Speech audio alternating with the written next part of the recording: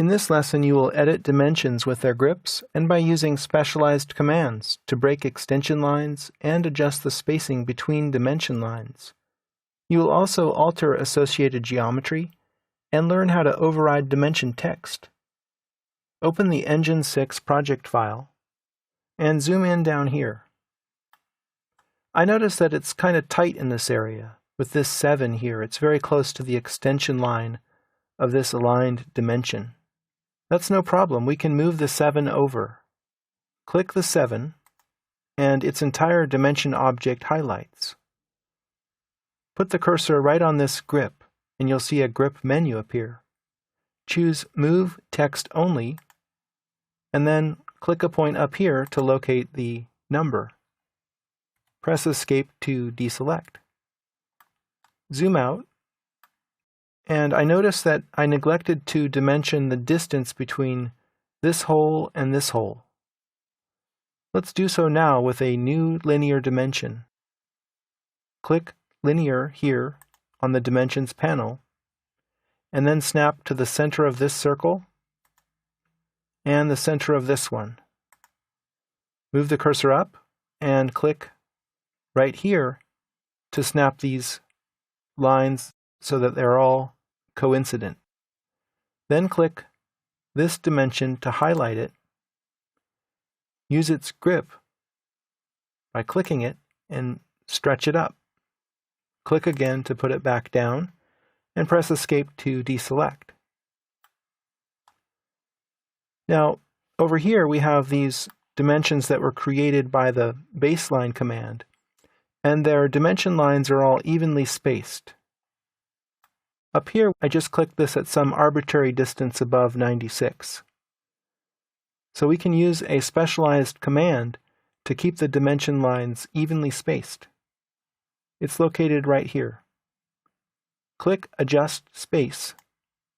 Select the base dimension, which is this one, and then select the dimensions to space. In this case, it's just this one above it. I'll press Enter and use the Auto option. Over here we have a bunch of extension lines which are crossing. It's a good practice to break one set of them so that the eye can see more clearly what these extension lines are pointing at, without having this visual confusion of all these crossing lines. You can do this very easily with the Dim Break command right here. Click it, and then on the command line it says, select dimension to add or remove a break, or multiple. In this case we have multiple, so I'll select all of these dimensions across the top. Press Enter, and then use Auto mode. And they're all cut wherever they need to, where they intersect with other dimension lines or extension lines or other geometry. All of these dimensions are reading real-world values right off the geometry. It's possible to override this and enter alternate text. I'll select these two equal dimensions, right-click, and choose Properties. Scroll down and locate this last text parameter, which says Text Override. Click right here and type equal and press Enter. So the numbers disappear, and you can see them right here if you want. But on screen, the dimensions will now just say equal. I caution you not to override dimensions with false numerical values. A much better approach is simply to change the geometry that the dimensions are associated with. Over here, let's say that this circle is too large, and we know that this radius value should be smaller. So instead of overriding this dimension, it makes much better sense to change the diameter of this circle. Select it, and go over here to its diameter parameter, highlight it, and type in 36 and press Enter. The circle gets smaller. Press Escape to deselect. Ideally, this dimension should automatically update, but due to a bug in AutoCAD, it doesn't always work.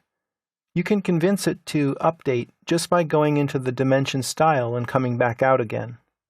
Type D-Enter, go Modify, OK without changing anything, and click Close. Voila! The dimension automatically updated because it's associated with that circle. So in this lesson, you used grips and the dim break and dim space commands to edit dimension objects and improve their appearance. You also made a geometric change and watched an associated dimension update. Finally, you learned how to override dimension values with text.